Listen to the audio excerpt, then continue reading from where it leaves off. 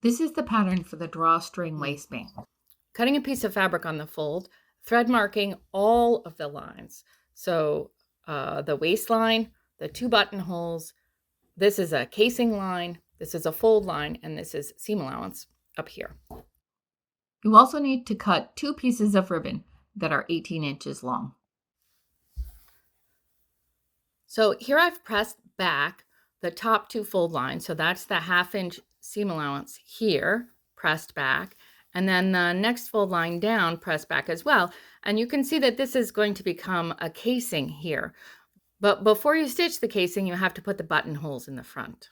Just a little reminder when you're making the buttonhole, my machine has a hole in the bobbin casing, a little extra hole that when you thread the thread through there, it gives a little bit more tension and makes a prettier buttonhole.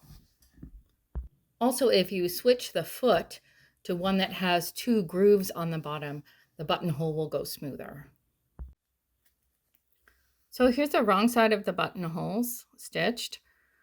I'm going to run a little line of fray check down the center of them before I cut.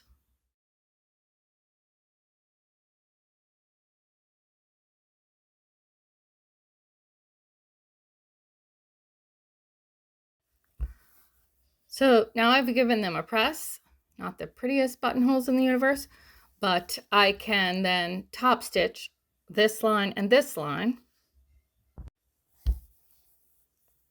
So here's everything top stitch in place. I have put a safety pin in the end of my ribbon, and I can use that to run the ribbon through the casing that I've just created.